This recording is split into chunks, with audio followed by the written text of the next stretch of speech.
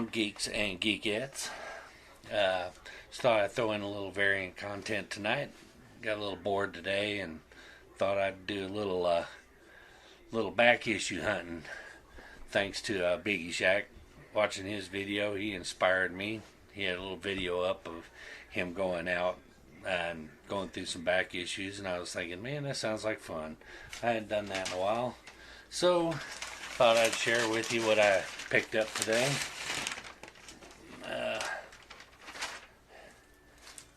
Got some pretty good stuff, I think. Well, let's just go with it here. As y'all know, I'm trying to do that complete run of the Super Sons because, I've been specking on them for a long time, and seems that it's paid off. This is Super Sons number 4, because I just read on the online that the CW's new Superman show that they're working on, there's some speculation that Connor Kent and Damian Wayne might be characters on there, so we may get to see our Super Sons after all. I was hoping more that they would go on the DC streaming service. I'd like to see them get their own series, because I think it'd be a cool series. But hey, you know what? What are you gonna do?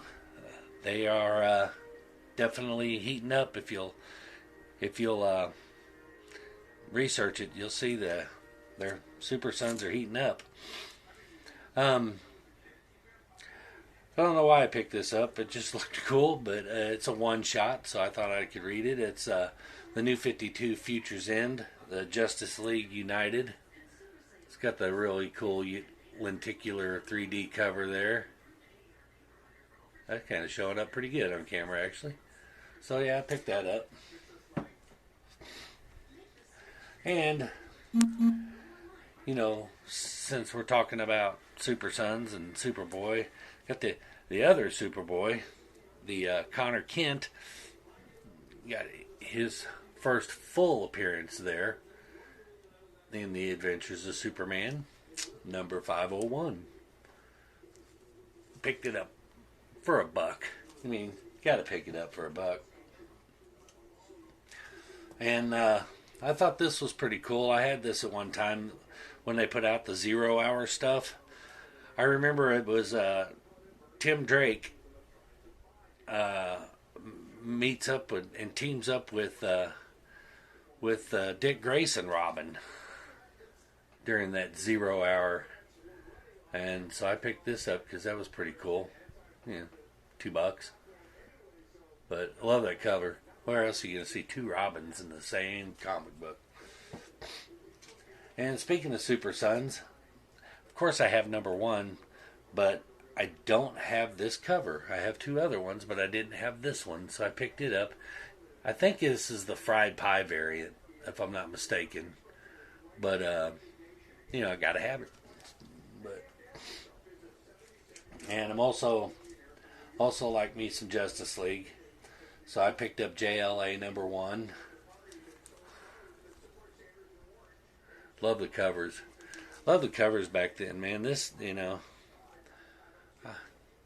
know this is current stuff. It's all digital now, but that was still a cool cover. So I'm going to save that one for last because I'm kind of shocked that I picked it up. Oh, and speaking of Future's End, New 52. Of course, I had to get Superboy number 1.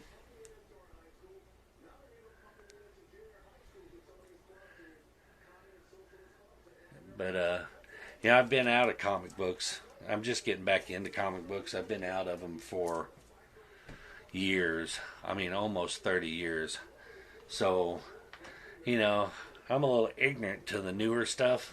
So y'all, when y'all are talking about Art Germ and y'all are talking about Donnie Cates and all those guys, and I'm remembering back, Jim Lee was just getting popular, and Alex Ross and Brian Stelfreeze and an artist like that, and I know these books. I know these are what I collected, and The Adventures of Superman, number 501. That's the first appearance of Connor Kent. I gotta look back now, because I don't know if I've did I double dip into the... Yeah, I did. So I wasn't aware of this at the time. I didn't know they had two covers back then, but I guess this was the one was the regular cover, and one was the little die cut variant. But now that I think back, I do remember that. Truthfully, I like that one better.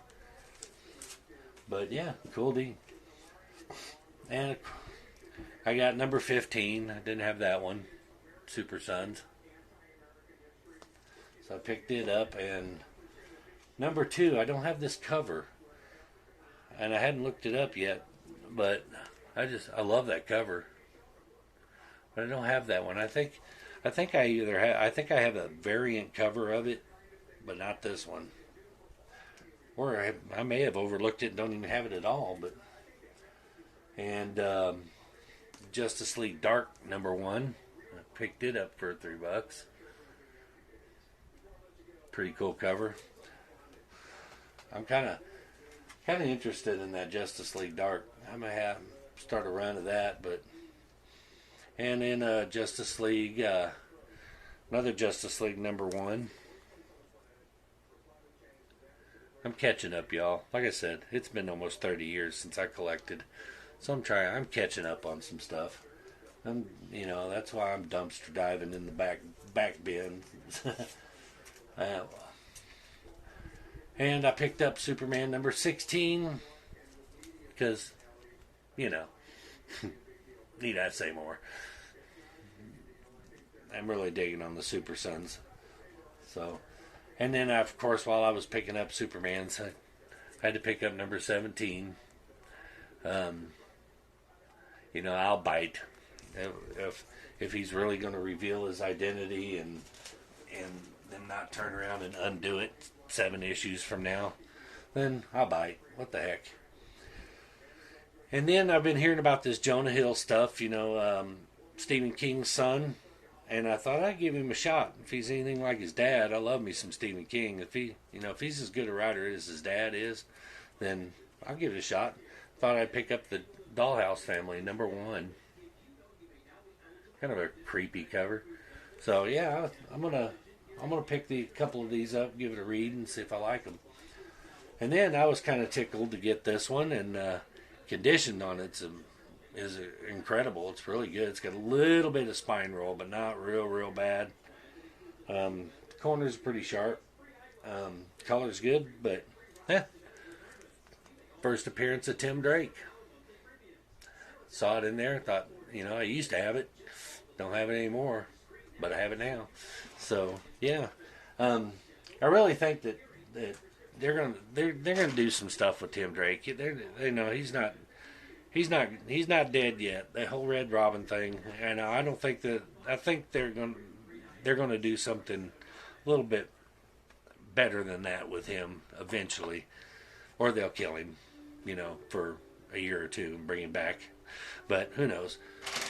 Anyway, but that was my little comic haul for today. My little hunting excursion into the back bins.